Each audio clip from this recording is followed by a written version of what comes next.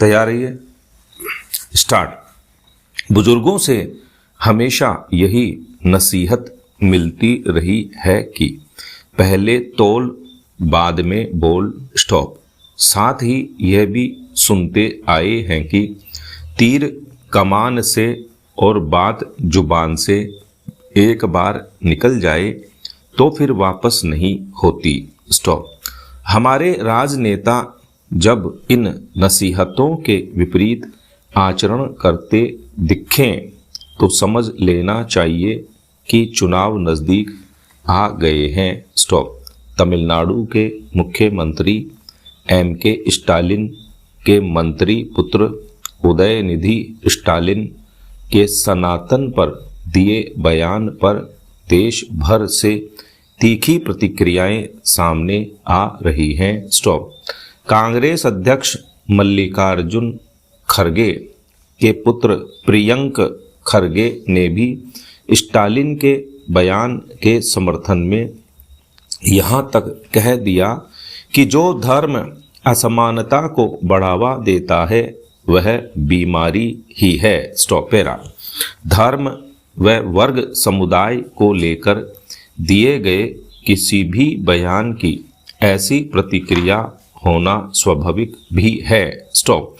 पर नेताओं के विवादित बयानों से समुदायों के में संघर्ष व अविश्वास की काली गठाएं जिस तरह से छाने लगी हैं वह सचमुच चिंताजनक है, स्टॉप।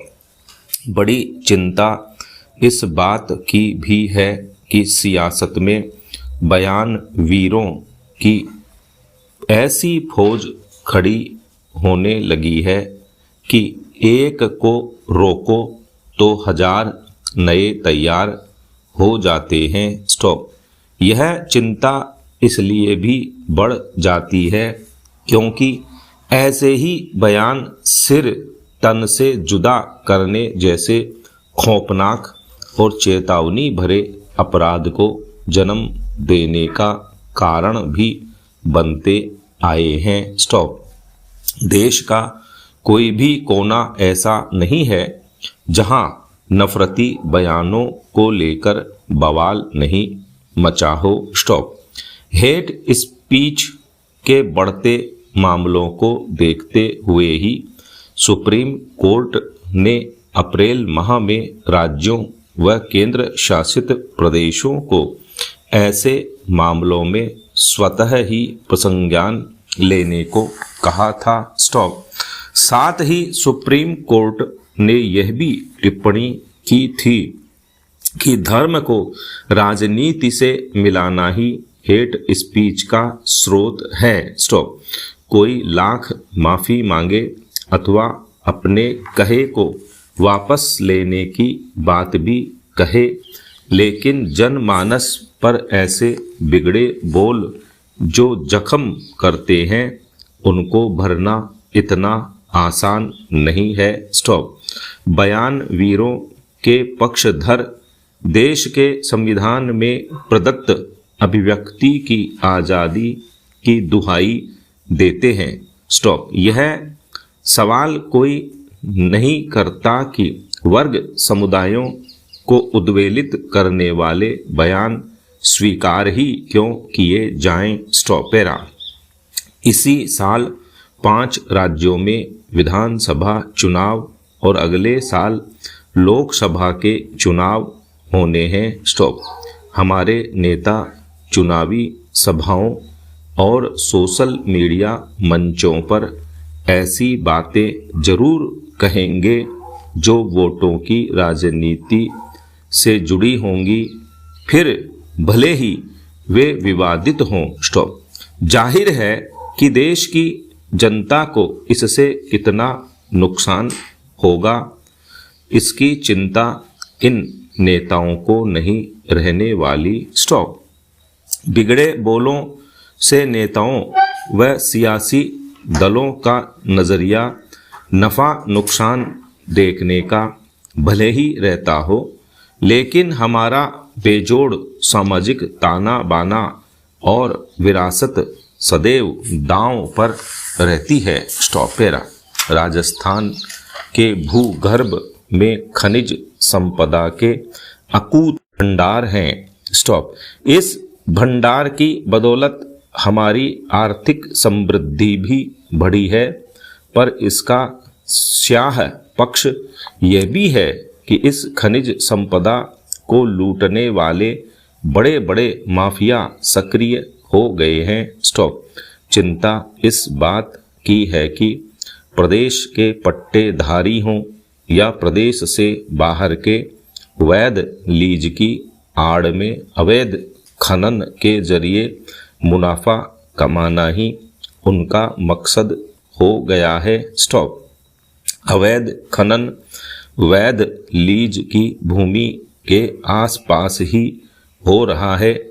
पिछले दिनों कैग की रिपोर्ट में देश भर में अवैध खनन को लेकर बड़ा खुलासा भी हुआ। स्टॉप।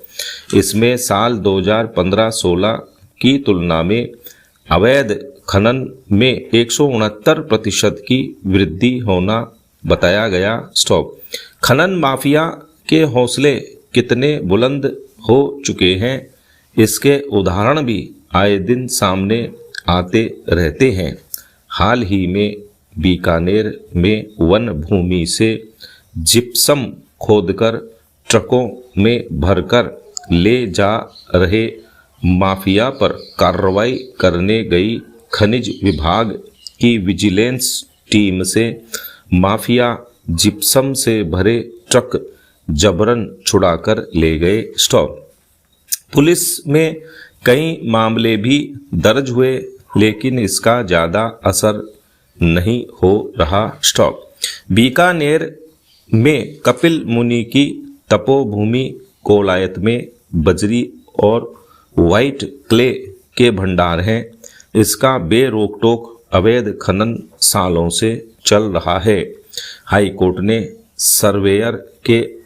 सरोवर के आसपास के कैचमेंट एरिया में खनन पर रोक लगा रखी है।